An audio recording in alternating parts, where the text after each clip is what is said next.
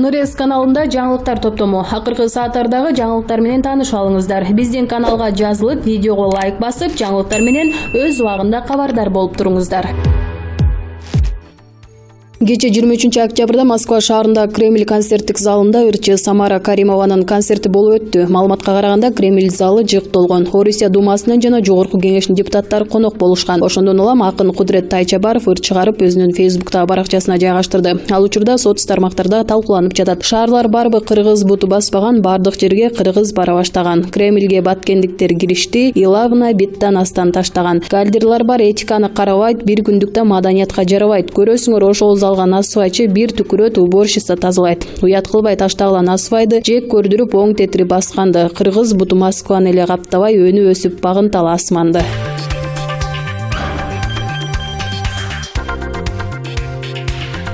Өлкө ичинде кылмыштардын саны 2019 жыл 3 эсеге өстү. Бул тууралуу депутат Тынчтыкбек Шайназаров бүгүн 24 октябрда жогорку кеңештин жыйынында билдирди. Анда 2019 жылы катталган кылмыш жоруктардын жалпы саны 4463 миңге жеткени айтылды. Быйылкы жылдын 1 январынан тарта кылмыш жоруктардын жаңы кодекси ишке кирген. Ага ылайык тергөө кызматындагылардын жүктөмдөрү тууралуу айтылган. Учурда өлкө боюнча кылмыштардын саны кескин түрдө көбөйүп кетти. Алсак, УКМКнын ар бир тергөөчүсүнө 141 кылмыш иши туура келип калды, деди ал. Депутат кырдаалга жараша укук коргоо органдарындагы штатты көбөйтүү керектигин кошумчалады.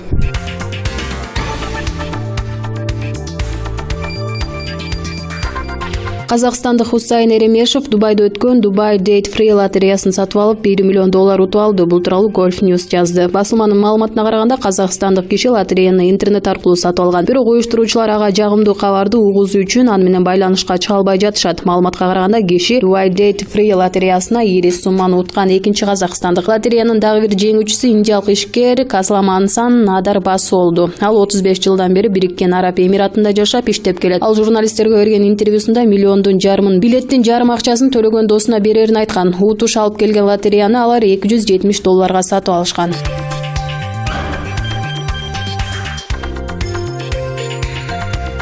Криминал баш көтөрдү, ага каршы күрөш жүргүзүш керек деп айтып, оозду жыйганча дагы бир ишкер өлтүрүлгөнү белгилүү болду. Бул тууралуу жогорку кеңештин бүгүнкү жыйынында депутат Жанарбек Акаев айтып чыкты.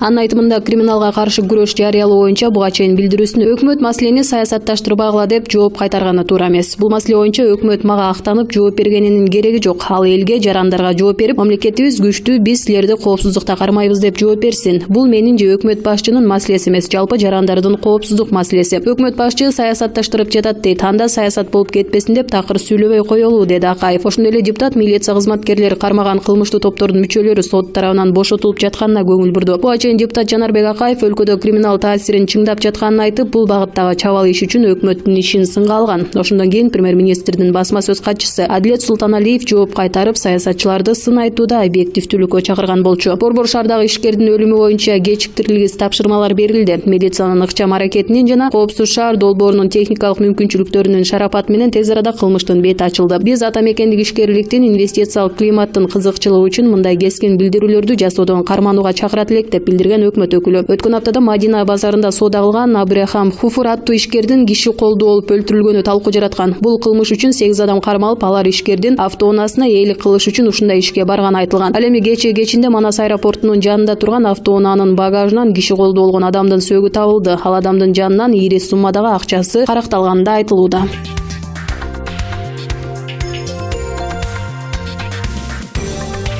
Казакстандын президентинин мурдагы кеңешчиси жана Белоруссиядагы элчи Эрмухаммет Эртисбаев Время гезитине берген маегинде Кыргызстандын мурдагы президенти Курманбек Бакиев эмне себептен Белоруссияга баш калкалагандыгы тууралуу пикирин айтты. Белоруссиянын президенти Александр Лукашенко Кыргызстандын мурдагы президенти Курманбек Бакиевди туулган күнү менен куттуктады. Эске салсак, Курманбек Бакиев 2005 жылкы Жоо Азын революциясынан кийин бийликке келген. Ал эми 2010 жылкы төңкөрүштөн соң үй бүлөсү менен өлкөдөн чыгып кеткен. Ага Белоруссия саясий башпайнек берип, ушул убакка чейин ошол өлкөдө жашап келет. Эрмухаммет Эртисбаев 2010 жылы президенттин кеңешчиси болуп иштесе, 2017 жылдан тарта ушул жылдын август айына чейин Казакстандын Белоруссиядагы элчиси болгон. Журналисттин эмне себептен Белоруссия Кыргызстандын качкын президентин кабыл алган деген суроосуна Эртисбаев Александр Лукашенконун сөздөрүнө таянып жооп берди. Белоруссия президенти Бакиев өзү чалып жардам сураган деп айткан. Албетте ортодо сүйлөшүүлөр болсо керек, бирок бул Назарбаев, Путин же Лукашенконун биргелешип кабыл алган чечими деп ойлойм, деди Эртисбаев. Дипломаттын айтымында Казакстан анда Бакиевке башпанек бере алмак эмес. Анткени бул кадамды Бишкек душмандык башчылык катары кабыл алмак. Россия канчалык чоң болгону менен Путин Кыргызстандан качкан бардык президенттерди Аскар Акаев ошол жакта кабыл ала албайт да. Бул менин пикирим. Балким жаңылышым дагы мүмкүн, деди Эртисбаев. Белгилей кетсек, Белоруссия лидери 2010-жылы Курманбек Бакиев анын үй бүлөсүн сактап калуу өтүнүчү менен кайрылгандыктан баш маек берүүнү чечкенин айткан. Ошондой эле бул анын жеке чечими экенин кошумчалаган.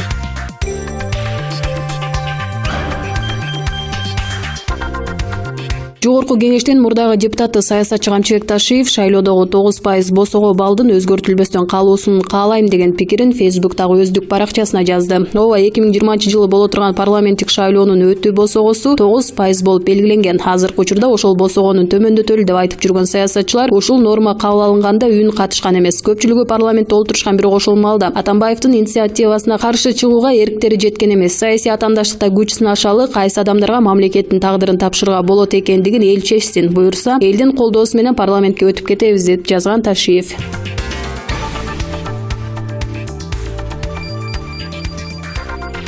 Манас эл аралык аэропортундагы автоунааны бекер токтотуучу жайда турган автокөлүктүн багажынан кишинин сөөгү табылганын аталган аэропорттун маалымат кызматынан тастыкташты. Ал эми милициянын маалыматына караганда кишинин жоголуп кеткени боюнча анын тууганы тартип коргоо органдарына кайрылган. Анда 22-октябрда саат 21:20 чамасында үйүнөн аэропортту көздөй чыгып кеткени кабарланган. Буга чейин укук коргоо органдарындагы ишенимдүү кишинин айтымында сөөк Манас аэропортунун аймагындагы автоунааны бекер токтотуучу жайдан табылган. Маркум 39 жашта экендиги кабарланган. Ыкчам иликтөө иштеринин жыйынтыгы 23-октябрда саат 20:00 чамасында табылган кишинин сөөгүндө кыйнап өлтүрүүнүн белгилери калгандыгын көрсөткөн. Аталган факты жоруктар менен кылмыштардын бирдиктүү рейстерине адам өлтүрүү беренеси боюнча катталып, сотко чейинки тергөө амалдары башталды. Учурда аталган кылмыш ишинин бетин ачуу үчүн Ички иштер министрлигинин, Шаардык ички иштер башкармалыгынын, Чүй облустук жана Сокулук райондук ички иштер башкармалыгынын тажрыйбалуу кызматкерлеринин ыкчам тергөө тобу түзүлдү. Соттук медициналык экспертиза дайындалды деп айтылат маалыматта. Ишти тергөө Ички иштер министрлигине берилди.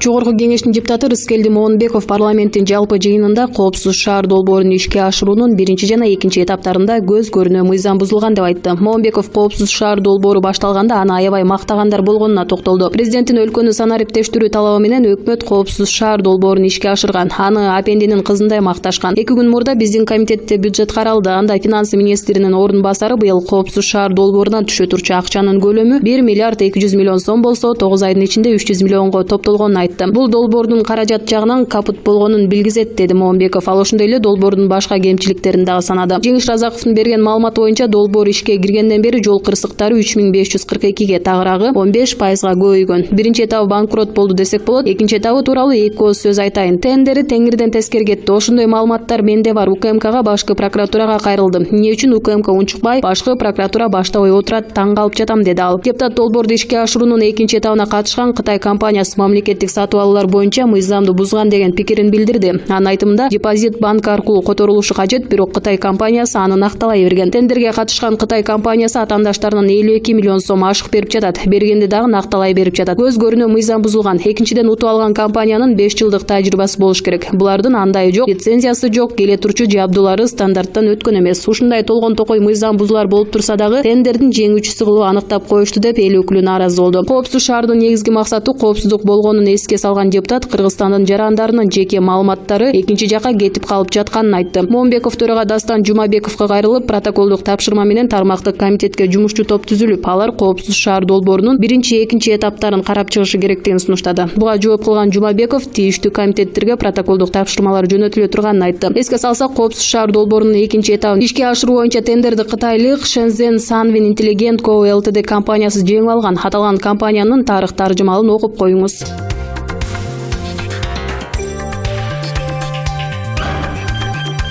Жогорку кеңештин депутаты Жанар Акаев өкмөттүн маалымат кызматынын билдирүүсүнө жооп берди. Бул тууралуу ал парламенттин бүгүнкү жыйынында айтты. Эскерте кетсек, кечээ Жанар Акаев Кыргызстандан чыгарылган акчанын көлөмү көбөйгөнүн айтып, ага өлкөдө криминалдын ишкерлерге кысымы күчөгөнүн көрсөткөн. Өкмөттүн аппараты депутатты кырдаалды саясатташтырбоого чакырып, акча чыгаруу менен бирге кирген инвестициянын дагы көлөмү дагы өсүп жатканын белгилеген. Бизнесмендерди криминалдан гана эмес, политикалардан дагы коргоого туура келет деп билдирген премьер-министрдин маалымат катчысы Адилет Султаналиев. Өкмөт башчы мага эмес, элге актан алсын, элге жооп берсин. Бул менин же премьердин жеке маселеси эмес. Саясатташтырбай эле деп эле унчукпай олтуруш керекпи? Мына ооздуу жыйгыча эле кече дагы бир ишкердин сөөгү табылды. Кылмышкерлерди кармап камаган учурда дагы алар 2-3 жылдан кийин бошонуп кетип жатышат, дейт депутат.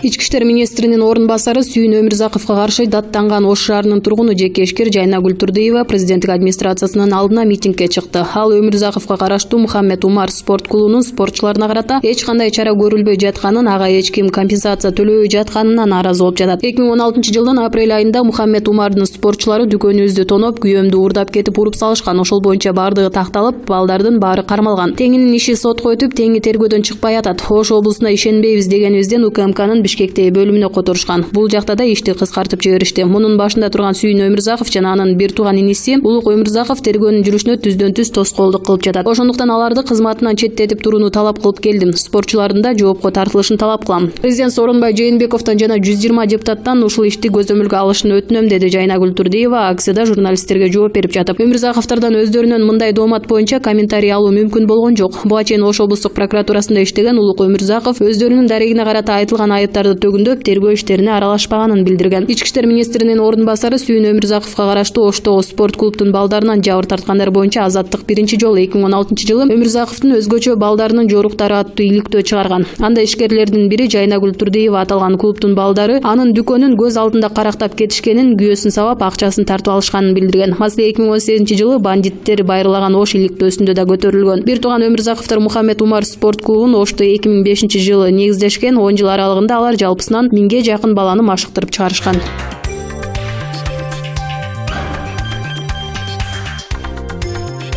2020 жылдын январь айынан тарта 166 товар чек арадан жаңы бажы салымдар менен өтүп турат. Бул тууралуу кече 23 октябрда Жогорку кеңештин жыйынында депутат Бакыт Төрөбаев билдирди. Ага ылайык 166 товардын ичине автоунаа дагы кирет. Эгерде буга чейин бир автоунаага болгон бажы салымы $500 түссө, жаңы жылдан тарта $5000 чыгары белгилүү болду. Айтылып жаткан 166 товарга болгон бажы салымдар дагы кымбаттаса, бул ишкерлерге терс таасирин тийгизиши мүмкүн. Биздин ишкерлер Турция, Кытай мамлекеттери менен иштешет. Алар бул 166 товардын аттарындагы кандай товарлар экенин дагы билишпейт, деди депутат.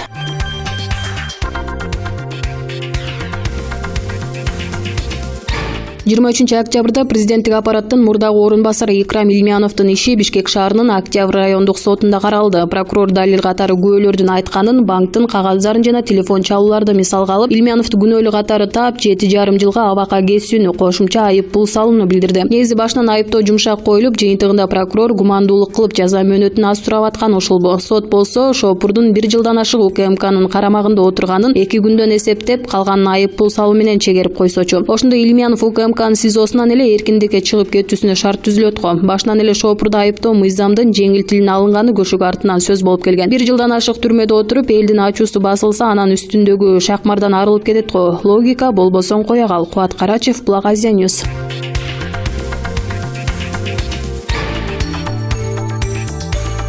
Бишкек шаарынын Свердлов райондук сотунда Бишкек жылуулук электр борборун модернизациялоо иши боюнча ачык соттуу отурум өтүп жатат. Сотто судья Инара Гилязеттинова төрагалык кылууда. Учурда эксперт Эгемберди уулу Бектеналуу сурак берүүдө. Мен электр станциялары ААК тарабынан берилген маалыматтардын негизинде эсептөөлөрдү жүргүзгөнмүн. Ал 2017 жылдагы маалыматтар болчу. 2017 жылы алар оңдолгон жээпте иштеп жатышкан, деди ал. Эскерте кетсек, эксперттердин тыянагы боюнча Бишкек жэбин модернизациялоо долбоорунун даярдоо, кол коюу жана ишке ашыруудагы коррупция фактысынан мамлекет 5 миллиард 439 миллион сом көлөмүндө зыян келтирилген. Мындан улам мурунку премьер-министр Сапар Исаков, экс-премьер-министр Жантөрө Сатыбалдиев, Жогорку кеңештин депутаты Осмонбек Артыкбаев, Улуттук энергия холдингдин мурунку башчысы Айбек Калиев, электр станциялары ишканасынын мурунку башкы директору Салай Навазов, мурунку орун басары Жолдошбек Назаров, Бишкек жэбин модернизациялоо башкарма тобунун директору Темирлан Биримкулов жана мурунку финанс министри Ольга Лавроваларга кызмат абалынын кыянаттык менен пайдалануу жана коррупция боюнча айып тагылууда.